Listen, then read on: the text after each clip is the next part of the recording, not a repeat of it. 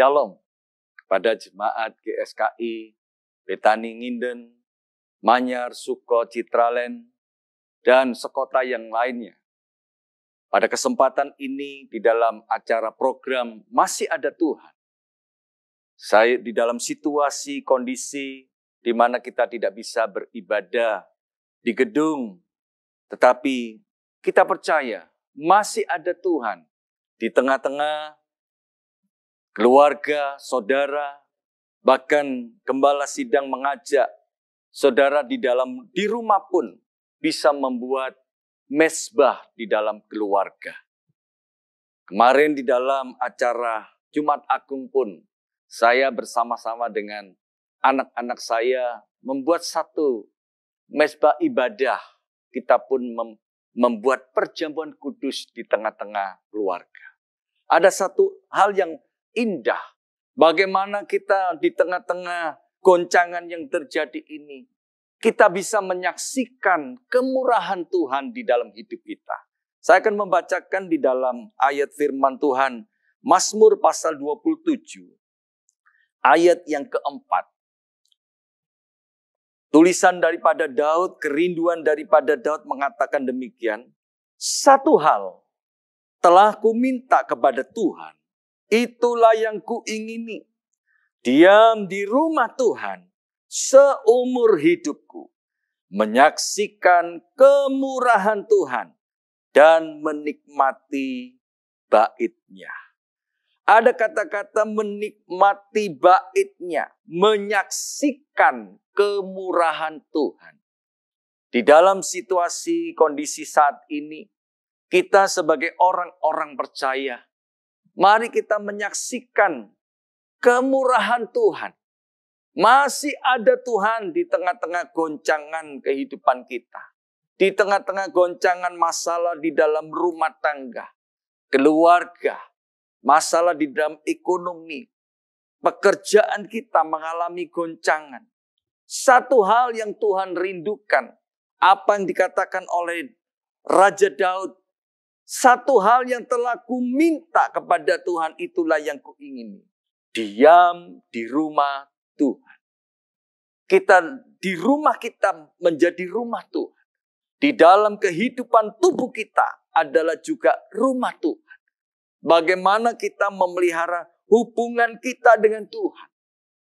Dan yang perlu saya sampaikan di dalam menyaksikan kemurahan Tuhan ini, bagaimana supaya kita dapat menyaksikannya. Kemurahan Tuhan yang terjadi di dalam hidup kita. Yang pertama kita baca di dalam Mazmur pasal 27 ayat yang pertamanya. Dikatakan demikian, Tuhan adalah terangku dan keselamatanku. Kepada siapakah aku harus takut? Tuhan adalah benteng hidupku. Terhadap siapakah aku harus gemetar? Kita jadikan Yesus sebagai terang, sumber terang.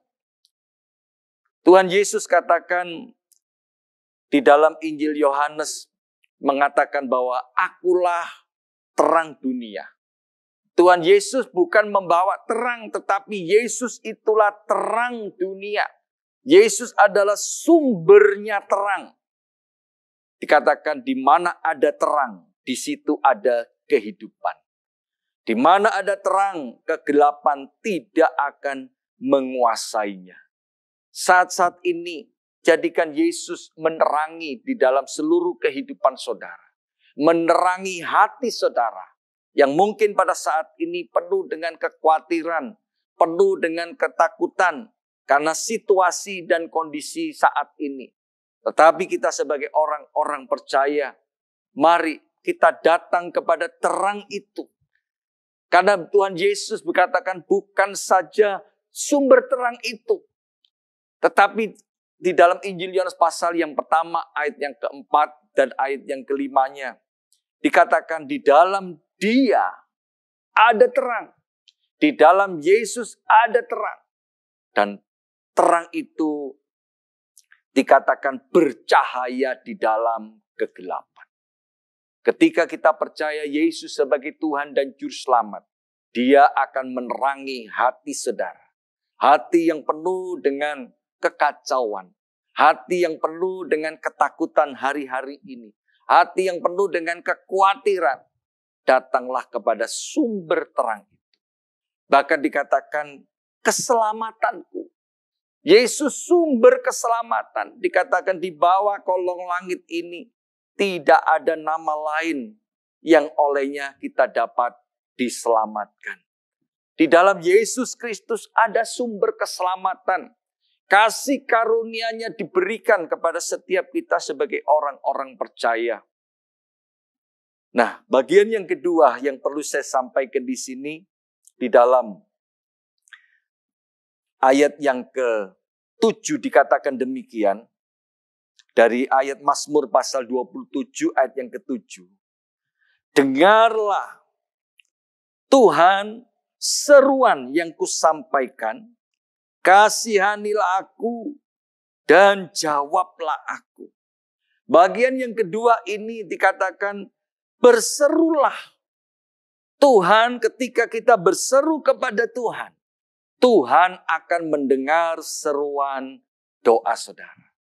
Di hari-hari saat ini, banyak orang yang penuh dengan ketakutan.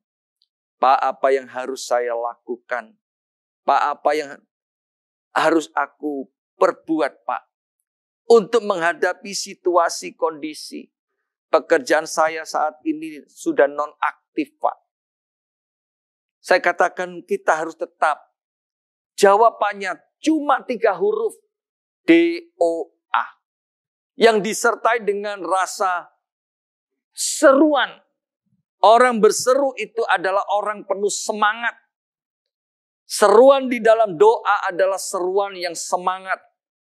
Contoh seperti Bartimius ketika melihat Tuhan Yesus lewat. Dia berseru sekalipun banyak orang yang menghambatnya. Melarangnya untuk berteriak. Tetapi Bartimius tetap berseru.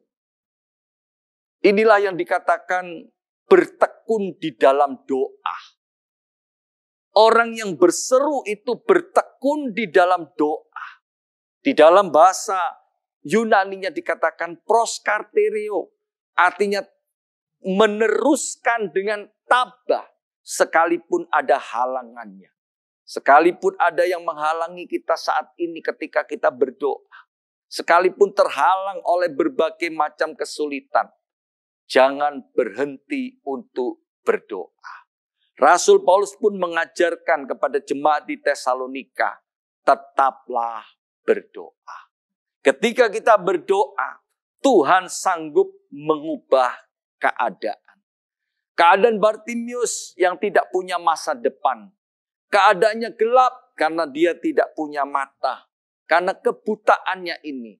Tetapi Tuhan, sumber terang itu, ketika Bartimius berseru kepada Tuhan, maka menghentikan langkah Tuhan Yesus. Apa yang harus aku perbuat bagimu?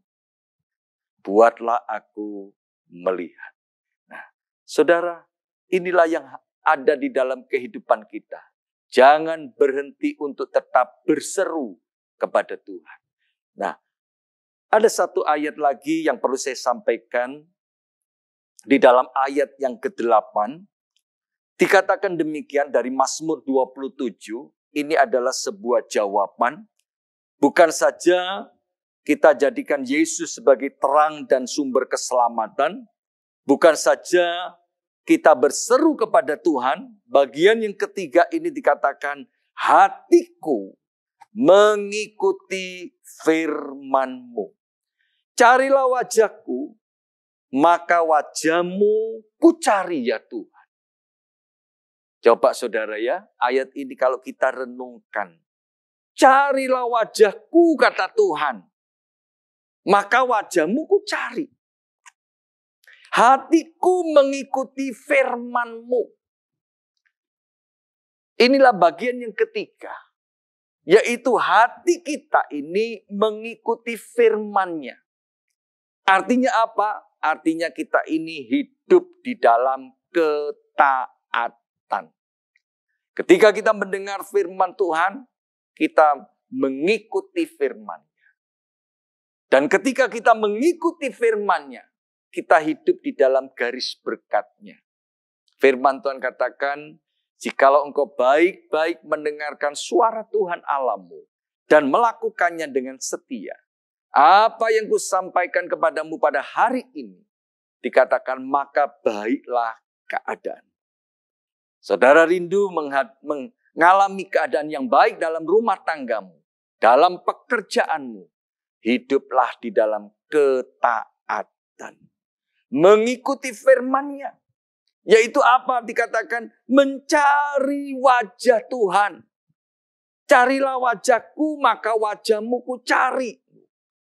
Coba bayangkan saudara, ketika kita mencari wajah Tuhan, Tuhan mencari wajah kita. Makanya firman Tuhan katakan, Tuhan menghadapkan wajahnya kepadamu dan memberikan kepadamu damai sejahtera. Saudara, kalau kita perhatikan, siapa sih diri kita ini? Sehingga Tuhan menghadapkan, memalingkan wajahnya ke arah saudara. Dan Tuhan memberikan damai sejahtera. Di tengah-tengah goncangan ini, mari biarlah kita tetap hidup di dalam ketaatan. Ketika kita taat, sekalipun di dalam kondisi yang sulit. Saya memberikan satu contoh. Ketika Elia dan janda Sarfat. Elia diutus ke Sarfat untuk menemui seorang janda yang sedang di dalam kesulitan hidup. Tapi bagaimana Elia mengatakan supaya dia memelihara Elia. Di dalam situasi kondisi yang sulit itu. Cuma perkataan Elia, buatlah kepadaku lebih dahulu roti bundar kecil. Kemudian baru engkau berikan kepada anakmu. Kepada engkau dan anakmu. Maka tepung dalam tempayan itu tidak akan habis. Dan ketika janda di Sarfat ini melakukannya, dikatakan di dalam firman Tuhan, tepung dalam tempayan itu tidak habis. Sampai dikatakan Tuhan mencurahkan hujan. Dan saat itulah berhentilah. Nah saudara, memang untuk mentaati itu tidak mudah. Tetapi ketika kita melakukannya, kita itu hidup di dalam garis kasih karunia. Kita hidup di dalam garis berkat. Tetapi ketika kita tidak melakukannya, firman Tuhan katakan kita ini hidup di dalam garis kutub. Kita hidup di dalam dua pilihan. Mana yang saudara pilih? Apakah engkau hidup di dalam garis berkat atau garis kutub? Kalau saudara sadar saat ini, mungkin saudara sedang tidak mentaati. Saudara hidup sembarangan. Tidak melakukan firman Tuhan, tidak memperdulikan Tuhan. Tetapi hari ini, mari kita bertobat. Masih ada kesempatan. Masih ada Tuhan yang sanggup mengubah kehidupan saudara. Sekali lagi saya mengajak jemaat GSKI Betani Nginden, Manyar, Suko, Citraland, bahkan sekota yang lainnya. Mari, biarlah kita ini menyaksikan kasih kemurahan Tuhan di tengah-tengah goncangan ini. Dengan apa? Dengan di mana kita ini menjadikan Yesus sebagai terang. Menjadikan Yesus seruan doa kita. Di mana kita berseru kepada Tuhan. Dan kita ini hidup di dalam ketaatan. Maka Tuhan memberkati di dalam kehidupan saudara. Sampai jumpa. Tuhan Yesus memberkati.